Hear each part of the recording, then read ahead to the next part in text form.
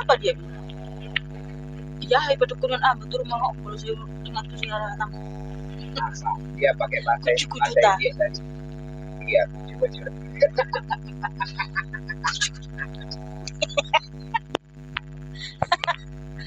Kucu-kucu होता है तुम पास आए यो मुस्कुराए. Aduh, tai. Ya, selamat malam, Makde. Selamat malam. Apakah saudara bersedia membuka kamera? Bisa. Silakan saudaraku.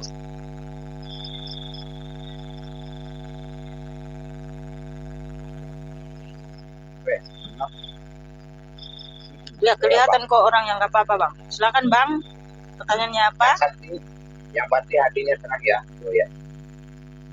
Oke, perkenalkan saya Mandi. Jangan merokok, Bang. Jangan merokok. Di TikTok ini nggak boleh merokok, Bang. Beragama Muslim. Ya, Pak. Ya. Matikan dulu rokoknya, Pak.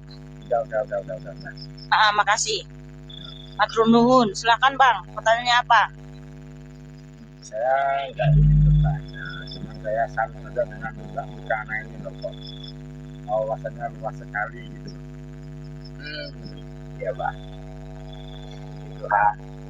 Puji Tuhan, Bang. Tapi kita itu nggak boleh merasa puas, Bang, dengan pengetahuan kita karena firman Tuhan tertulis di Matius 5 ya. Matius 5 ayat 3 ya. Berbahagialah orang yang miskin di hadapan Elohim, karena merekalah yang mempunyai kerajaan surga. Miskin di sini maksudnya, Bang, bukan miskin harta, tapi miskin ilmu. Miskin atau masih haus dan lapar akan firman Tuhan terus menerus gitu ya. Kita nggak pernah merasa cukup karena firman Tuhan itu adalah pelita bagi kaki kita dan terang bagi jalan kita. Jadi setiap hari kita belajar firman Tuhan, Bang, agar semakin bertumbuh dan semakin mengenal Tuhan dan mencintai Tuhan. Itulah iman orang Kristen, Bang.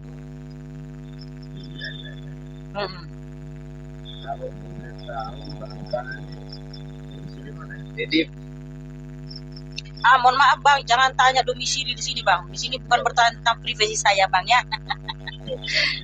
Iya. Terima kasih lah ya. Ya, sama-sama, Bang. Adonai Yeshua Hamasiah Elohim yang perkasa memberkatimu dan mengasihimu. Tepuk tangan buat Mandi. Jaringanmu putus-putus, itu Liping.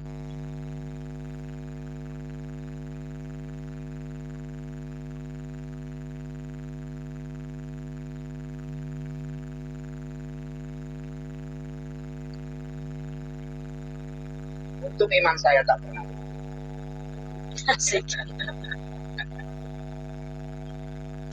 Banyak amat namanya. Oh, bukan. Itu gelar kehormatan ya, bukan nama. Namanya hanya satu ya. Yahweh yang artinya Tuhan penyelamat.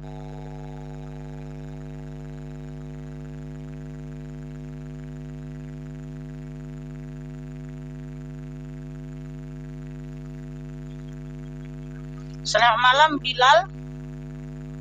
Ya, selamat malam. Apakah saudara bersedia membuka kamera? Ya.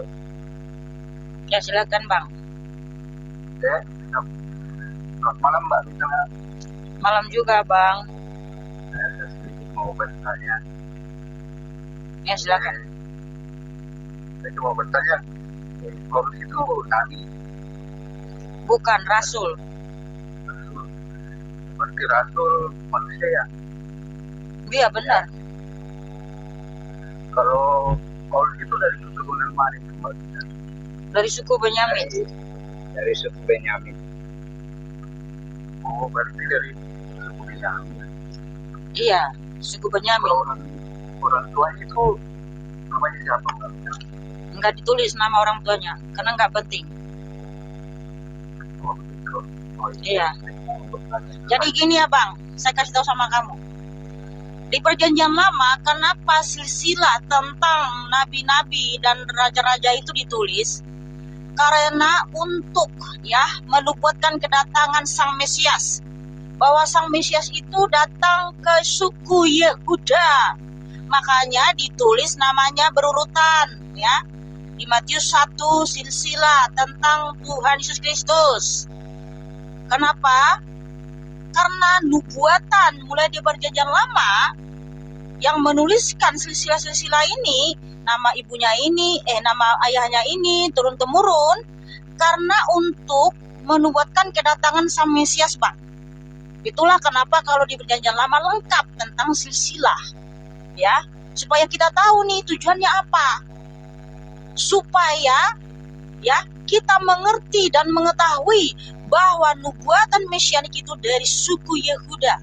Makanya ditulis secara teratur, sistematis, dan lengkap sempurna tentang silsilah nabi-nabi atau keturunan-keturunan Abraham. Semuanya gitu ya. Tetapi di perjanjian baru, ketika nubuatan Mesias itu sudah digenapi, Sang Mesias sudah datang ke suku Yehuda, nggak perlu lagi kita tahu siapa nama ayahnya Rasul, karena Mesias itu sudah datang, Bang.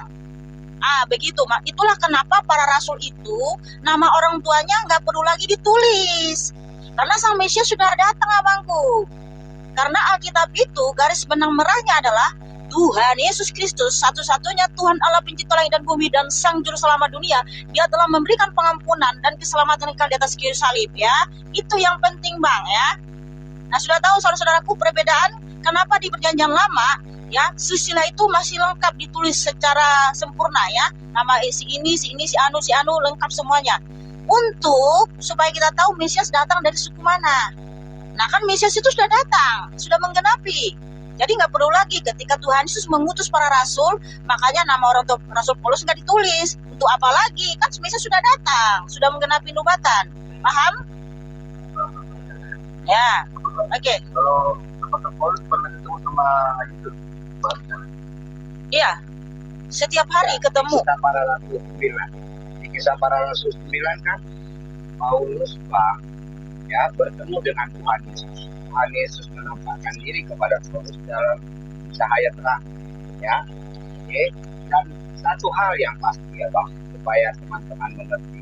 Seringkali memang saudara-saudara kita, terutama yang beragama dari Islam, mempertanyakan tentang validasi Paulus sebagai rasulnya Tuhan Yesus. Ya, oke, Bang, mari kita tonton. Ya, mari kita tonton. Ya, pertama, Bang, Paulus dipilih Tuhan Yesus menjadi rasulnya. Ya, ada saksinya, Bang. Ya, divalidasi oleh saksi, yaitu seorang manusia bernama Ananias, Bang. Bahwa Tuhan Yesus juga berbicara kepada Ananias sesuai dalam Kisah para Rasul 9, ya, ayat 11 sampai 15. Aduh, sinyalnya jelek kali ya. Oke, jelas ya suara saya ya. Oke, Bang. Ya, ayat 11 sampai 15. Tapi kadang putus-putus itu, kadang putus-putus. Yaitu Ananias. Nanti Abang boleh cari tahu, ya, Bang, untuk memvalidasi Nabi Abang, siapakah saksinya? Dipilih oleh Tuhan Abang menjadi nabinya. Ada nggak saksinya, Bang? Ya, oke, itu yang pertama. Yang kedua, Bang, validasi Paulus supaya apple to apple, brother. Bahwa Paulus di dalam dia melayani memberitakan Injil kepada banyak bangsa-bangsa, kepada orang Israel, Bang, dia disertai dengan banyak mukjizat, perbuatan-perbuatan besar yang menyertai pemberitaan Paulus itu, Bang. Nah, Paulus menyembuhkan orang sakit, Bang, dengan sapu tangannya. Bagaimana Paulus membangkitkan orang yang mati. Mujizat itu adalah yang disaksikan oleh banyak orang, ya, Bang, dan melawan hukum alam.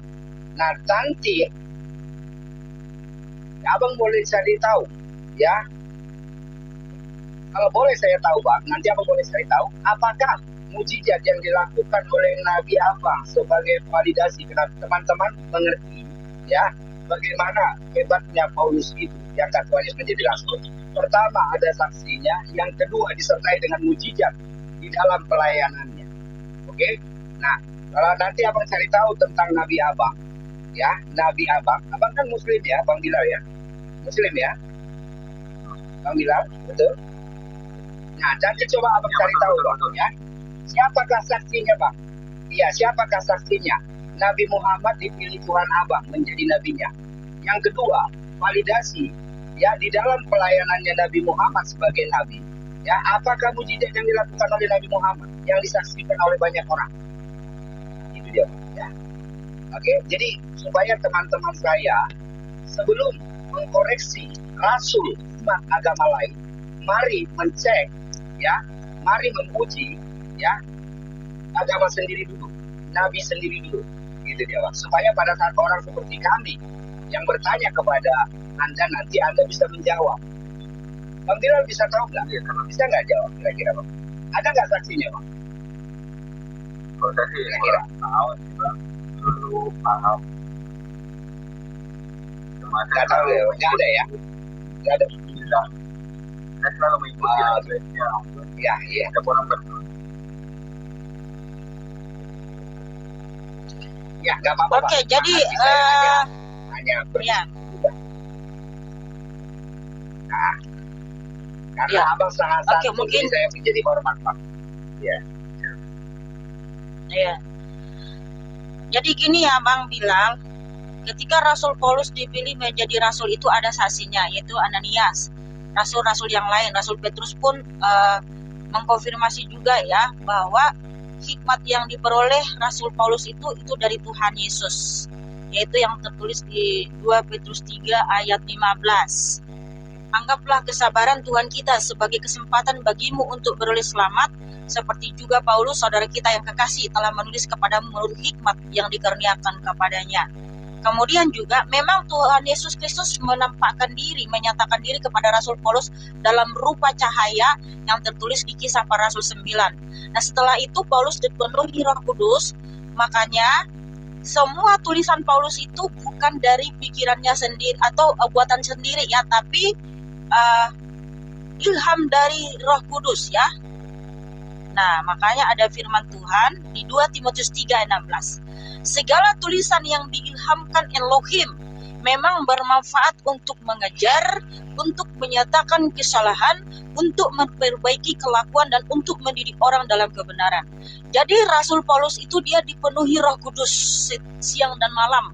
Makanya semua tulisan Paulus itu bukan buatannya sendiri, tapi ilham dari Elohim untuk menuliskan firman Tuhan agar disampaikan kepada jemaat-jemaat di seluruh dunia ini, agar seluruh dunia mengetahui Tuhan Elohim yang benar, yaitu Yesus HaMasiah, Tuhan Yesus Kristus, Sang Juru Selamat dunia, Bang. Makanya Rasul Paulus itu bisa membangkitkan orang mati. Bahkan sapu tangannya saja bisa menyembuhkan orang sakit. Ini ayatnya, Bang ya. Sapu tangan Rasul Paulus bisa menyembuhkan orang sakit. Nih Kisah Para Rasul 19 ayat 12. Bahkan orang membawa sapu tangan atau kain yang pernah dipakai oleh Rasul Paulus dan meletakkannya atas orang-orang sakit, maka lenyaplah penyakit mereka dan keluarlah roh-roh jahat. Bayangin, saudara-saudara, sapu tangan dan pakaian Rasul Paulus saja bisa menyembuhkan penyakit loh. Karena apa? Hidupnya penuh dengan kuasa Tuhan Yesus Kristus. Hidupnya suci, hidupnya mulia setelah dia ada dalam Kristus. Yang dulu dia penuh dengan hawa nafsu, penuh dengan kerakusan untuk membunuh orang Kristen. Tapi setelah dia berjumpa dengan Tuhan, dia bertobat, dia dipenuhi kuasa Roh Kudus, makanya hidupnya suci. Makanya Rasul Paulus sampai menuliskan firman Tuhan di Filipi 3 ayat 17 ya. Ikutilah teladan kami. Jadi semua rasul-rasul Tuhan Yesus kecuali Yudas Iskariot itu semua hidupnya ya benar, mulia, kudus. Maka mereka dipakai Tuhan Yesus memberitakan Injil ke seluruh dunia ya. Mereka bisa membangkitkan orang mati dan lain sebagainya. Nah, itu bukti bahwasanya mereka rasul asli, rasul sejati ya. Berkat. Oke, seperti itu saudaraku. Terima kasih. God bless you. Begitulah. Terima kasih Bang Bilal. Ya. Bang Bilal ini teman-teman, ini contoh orang Islam yang memang orang Islam yang baik ya, saya bilang ya, sangat santun ya. Tapi ada orang seperti si Hanafi ya, si Hanafi yang dibawa ini kan masuk angin. Kita memberitakan firman Tuhan, dia kepanasan. Kan aneh ya Bang ya. Saya kan memberitakan firman Tuhan saya, tapi dia kepanasan Bang. Kalau abang kan nggak kepanasan kan Bang, abang santai aja kan. Iya, nah, jadi makanya saya bilang Bang, Saat anak-anak Tuhan beraksi dan bersaksi, maka wajar jika anak-anak antum akan depresi. Asik. Typing asik dong. Haleluya. Kalau Bang Hanafi bukan anak antum, dia santai aja. Dia nggak ada kepanasan. Dia santai. Terima kasih Bang Bilal ya. Sukses selalu Bang. Sehat terus brother ya. Salam hormat dari kami dan salam toleransi. Oke. Ya. Itu Mika, saya yang naikin. Oh, itu yang naikin. Oke, lanjut.